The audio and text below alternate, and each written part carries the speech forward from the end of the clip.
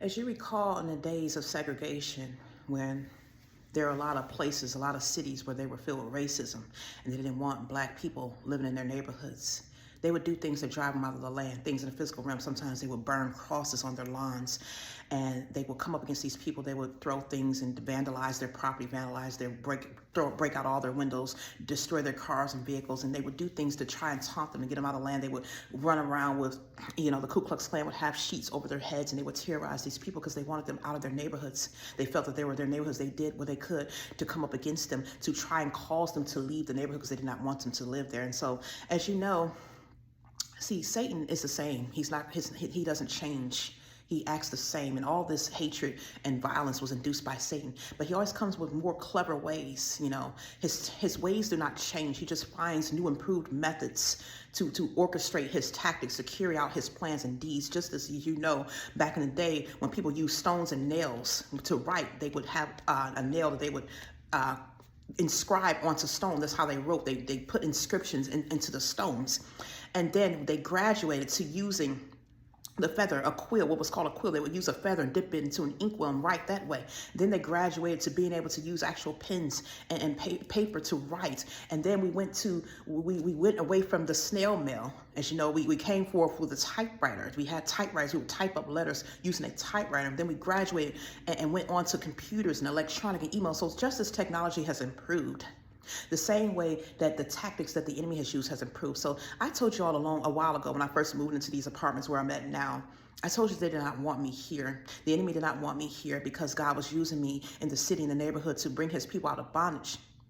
And so as a result, they had come up against me, the same tactics that they used back in the day when they would try to get people out of the neighborhood, but they have now graduated to using a less overt way, to a now covert, concealed way that they think many people don't know about. They actually do this gang up on you in the spiritual realm, and they use spiritual tactics. Now, this stuff had happened to me a while ago when I was back in Harrisburg. The Lord was showing this to me. Neighbors, all stuff would be falling apart, and things would happen. My cars would not start. My vehicles would just break down, and I kept getting leaks in my tires, and my engines would shut down out of nowhere. My battery would go, and even though my tires would be brand new and the car would just be repaired and replaced with batteries, and all of a sudden this stuff would just fall apart. And I would see birds sitting on my cars every day because the Lord was letting me know in the spirit realm. See, when you're connected to the Holy Spirit, the Lord was letting me know they're doing this to me. They were destroying my vehicles, destroying things, caused things to break down in my houses. They did not want me there. They were trying to attack me, coming up against me in gangs.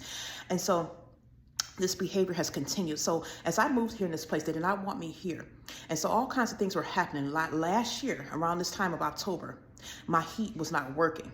And I kept contacting maintenance. I would call the manager at the time, who's still the management housing manager, Alexis Mendoza. I was contacting her and let her know I didn't have heat. She kept sending the maintenance technician to look at the heat. And he would come out to the place and he would look at the heat and say, oh, the heat's on, it's working. He'd look at the thermostat, says 80 degrees. I had ended up buying me an electric portable heater because it was so cold in here, it was freezing. And so it stayed like this for 3 months until December came. You remember we had, in the around beginning of December, we had that huge snowstorm where it was so cold for days. I was sitting and freezing. I had my heater and I was curled up on the couch, and my son had come over. He was visiting at that time. And it was so cold in our apartment. it was freezing. You remember how cold it was outside. I was sitting inside of an apartment with no heat. And they kept saying, oh, the heat's on, it's working. But I ended up going to my daughter's house. So I contacted the Cleveland Housing Network here in Cleveland Heights where I live, and I had them come out looking at the heat. And that's when they finally came out here, and he said, oh, the motor wasn't working, but they knew the motor wasn't working. They kept saying the heat was on. They had me sitting in a cold house. And so that had happened. On top of that, my water would just come out, go off. My hot water would go off. It would happen multiple times. I kept emailing the maintenance lady and the property manager, letting her know I don't have any hot water. And I asked them, how's the water heater control? We all have our own separate water heater. So other people in the apartments were having water. Their heat would be on, their water would be working. Then all of a sudden I was the only one without hot water. And so this would happen like, every other weekend, and it would just happen randomly. And sometimes, I would pray and then the water would come back, or I would call them and contact them through email. Then all of a sudden it would come back right away. And it's like they were tampering with the water. Okay. And so people can use these tactics. Okay. They were trying to drive me out. So it got to the point where I was still there. They didn't want me there. And they were all coming together. These are evil neighbors, evil collaborators. Okay. This is stuff that you need to know. And This is why I talk about this. See, if this stuff wouldn't happen, I wouldn't have anything to reveal. See, the enemy gets mad when you expose stuff and when you pray against their attacks, but they're the ones coming up against you. And so they came up against me, and God allowed this to happen because this is happening to a lot of people. They have graduated from using physical things that are not working anymore because now they cannot do this without having, jeopardizing themselves for having lawsuits and going to jail. So they've graduated to using sorcery and witchcraft and loosing forth spirits of destruction unto your houses to cause things to break down and cause trouble to happen in your home because they want to drive you out. So after that, when the hot water did not work, all of a sudden there became a leakage in my house. Every time the neighbors upstairs would turn on their water or take a shower, my ceiling would leak. It gotten so bad to the point where I had even recorded this on this channel. It gotten so bad that it was spreading out into the entire ceiling.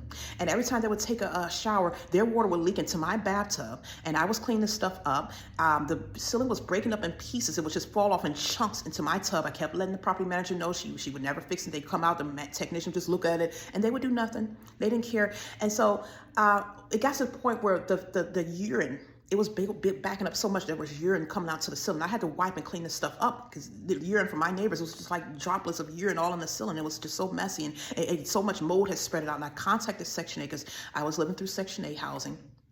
I contacted them and had them do an emergency inspection. They came out here, they inspected the place. They said it was, they needed to be fixed. They said they would contact the management, have them fix it. So they contacted the property manager. They did not fix it. It went like this for months. And the Lord finally let me know through word of knowledge that because see, Section 8, they give you a yearly inspection every year, once a year, to make sure the place is habitable. And so they continue to, pay them so they can keep renewing their contract with them. If they find that there are violations that they have not fixed, they will cancel the contract and stop paying them money. And so the Lord was letting me know that they were doing this on purpose. They wanted it to fail so that I would have to be put out of the place. They did not want me here. Again, they were trying to pluck me out of the land. They did not want me here. And so, I kept praying. And during this time, the Lord was warning them. There had been 2 fires in this building, about 2 or 3 fires already.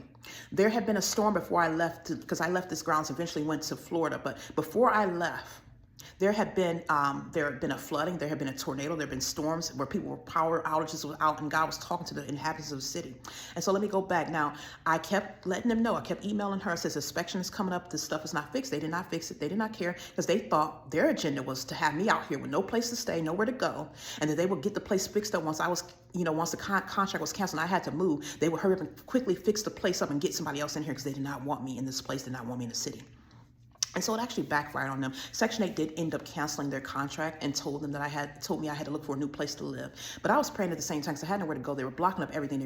Their plan and intention were to have me on the streets. And so since I was praying to God, this is why you have to pray ahead of time. I said, Lord, you know what? You watch this. The Lord saw I was an injustice. He was letting me know in spirit. If they get me out of here, if they put me out and I have nowhere to go, then he's going to take everything from me. He's going to take their entire building, the entire property, all their apartments. He's going to take it all. He's going to destroy this entire city because he saw that they all came together and plotted against me, and they caused all this to happen. So I ended up putting in a transfer to leave. I put in a transfer to have my voucher sent to Florida, and you all know how that went. I went down to Florida. I could not find a place to go. They were blocking things, keeping me out there on the streets. I had nowhere to go. Me and my children were literally living outside on the streets on the ground, okay? You all remember that. So I had to end up coming back here.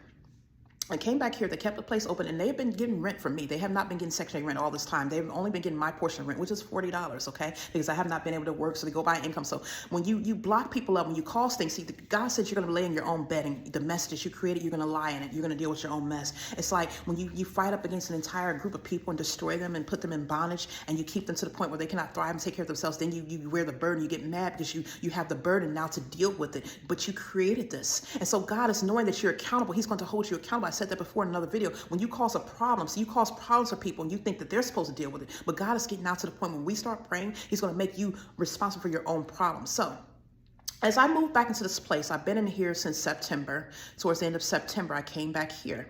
And so the problems have restarted. I am once again in a house where the boiler started leaking out of nowhere. It started leaking again. And I noticed that it was leaking. And so it ended up corroding. So now the heat will not come on because the motor has corroded. It's completely corroded. And I contacted the maintenance place. I contacted the property manager. She had a technician come out here. He saw it was corroded. He says, oh, the motor's not working. I'm going to replace the motor. The same thing they did last year. Okay. The same old tactics. And so he said he would come back on Sunday and fix my motor for me. And of course he did not come back. And so I tried to contact the property manager, and she actually had my email flagged. It said that it was flagged as spam. It could not be delivered. I got another, when something is flagged as spam, when an email does not go through, you get this message that says failure, submission, failure, that it's not going to go through. And so this woman had my email flagged as spam. So basically, just didn't want to, deal with anything. So that's okay. But the Lord already let me know what they're plotting. So this is why I'm telling you this, because see, people always they're alarmed and marveled when they get their judgments on, but you do all this wicked stuff to his people. You want me to sit in the house with no heat, but I do have heat. I have 2 electric heaters in here, but we can only use one at a time. So we can only warm up one room. I have children here. We're here, but you want us here sitting up in here in the cold. You don't care about us. Not only that, see, you stopped me from having a job. Like I said, they blacklisted me, kept me from having jobs, kept me from having my own money, blocked up my books, blocked up my YouTube channels, every avenue that God has made, every channel that he has blessed me with to afford money to come in. They have blocked it and shut it down, okay? So I do not have any money, but the little small money that I get from my son, and that's not enough to pay for anything. So my lights, I have a disconnection notice, but they sent me a letter because I had actually applied for a PIP back a few months ago. I was eligible for it. So when I had moved, I guess my lights I had it disconnected, but they were turned right back on within a week. So they approved me to get, assistance to pay for the HEAP. They paid that, but they did not add the PIP on there. They rejected it. So through the Ohio Department of Development, I guess the Ohio Development Agency, I had contacted them to get them to pay for to apply for PIP. And so they rejected, and they said, because the electricity is either cut off, it's no longer in my name, or I moved somewhere else, even though it was reinstated, it was reversed. The move out, the move out transfer of service was reversed. And so I contacted the illuminating company and said, hey, can you give me proof? Because I need, to apply for PIP and I'm not getting assistance and I need help paying my electric bill. So they gave me proof. They gave me a letter to show that the electricity still on is in my name, so I can be applied for approved for PIP. And so I contacted them. I emailed this and forwarded it to the Department of Development. And I'm going to actually pull up these emails because, see, this is all a conspiracy that they're doing. And the Lord already let me know this. See, when you're in the Holy Spirit, you can understand what they're doing. They're trying to make it so I have nothing here. They have me sitting here with no heat. They, not only that, my stove, the oven is not even working anymore. And so all this stuff is happening all at once. These are spiritual, supernatural things that are loosing out to attack everything. I can't even use the oven. The stovetop is working, but my oven, you cannot even turn it. I turn it on, but it's not getting hot. I tried to cook some eggs or something. I tried to bake something inside the oven on, Saturday? It was Saturday. I tried to bake something. I had it in there for 3 hours, and the oven was not getting hot. It was on 375, and it was like I could touch the racks. It was not even, that's how low the heat was, the temperature was. And I could smell gas coming out of it. And I tried to contact them about that. And like I said, she flagged my email as spam. So you have me here where the stove is not working. The heat is not working. The ceiling is starting to leak again in the bathroom, even though that was fixed. And now I have a disconnect from my lights. And so I'm going to show you what this letter says, because they were supposed to pay for my PIP. They were supposed to put me on PIP and pay for it. But I sent them from the Ohio Department of Development. I sent them this information. They said that I need to reapply again, even though I was told that I needed to submit an appeal. I sent them my letter to file an appeal. I sent them proof that I still am here and the electricity is in my name, and they still have not paid it. I have a disconnection notice. I don't know if you all could see it, but I would pull this up for you. But I have a disconnection notice that if my money is not paid by the 23rd of October, they're going to cut my lights off. So I'm at the point where, go ahead and do this. You're trying to push me out. The Lord let me know that they're coming up these tactics all over again because they want to drive me out of here. They're getting $40 a month because you tried to set me up. You tried to you didn't repair the ceiling when I told you to on purpose because you wanted to come down on me. You wanted to set me up where I would be put out of the house and have no place to stay. But it backfired on you. God had that backfire. So everything you do is going to backfire on you. Every time you all set me up, it's going to backfire. You want me to sit out here on the streets with nowhere to go. You want me to sit in the house with no heat. This is why God destroys lands and the wicked. You fail to realize this. I'm going to read to you from the book of Revelation, chapter 13, verse 10. Because see, the entire wicked council coming up against me. But that's okay because I have God. See, when all my enemies come up against me, you will fall. And this is why I put this here so you can understand. Because you're not very wise to come up against me after you already saw all the attacks that how much more judgment did God need to give you?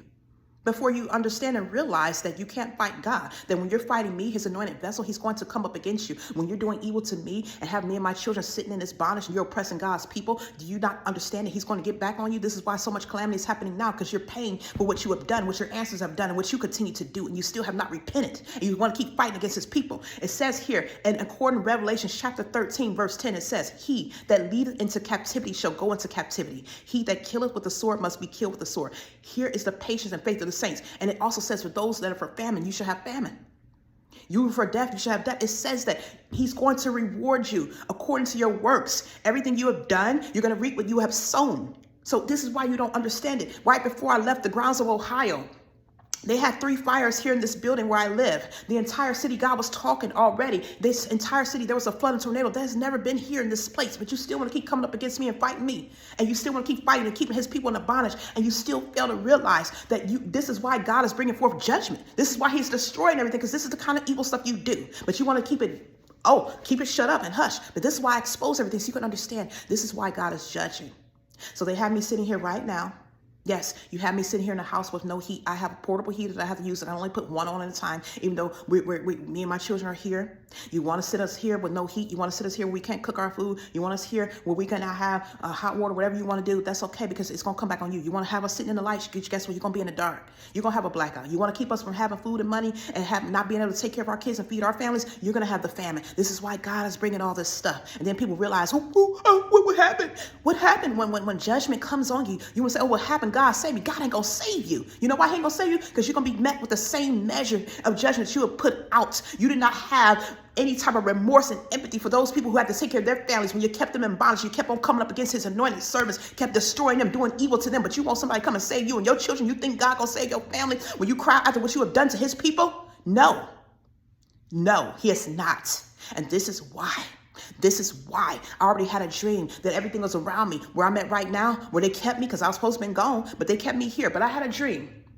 I had this dream back several months ago. I had this dream a while ago where I was sitting here right in this apartment where I'm at now, and everything just started falling around me. Everything just started crumbling down, but I was just sitting here fine. I had a dream that up the street, everything was just falling, and that's what's going to be. God's going to start knocking everything around, and you keep his people, you think you're going to have them in bondage, you think you're going to hold them here so you can be safe. No, he's going to knock everything around, even if he had to skip over his people, just like he did back in the day when he sent out that plague, and he had the blood on the doors of his saints, and he had that death spirit come and destroy every firstborn child of all the wicked who was coming up against his people and keeping them in captivity and bondage and holding them and hold on to things that belong. You think you're going to fight God? He got another way. You think you're going to shut up his servants and his saints and you're going to keep blocking them and keep pitting up against them? He will destroy and put it to naught. He will make all of your stuff come to naught. All your devices shall come to naught. You don't get it. And this is why you end up being destroyed. You cannot blame anybody but yourselves. When you look around and ruin and everything around you is gone, guess what? That's why.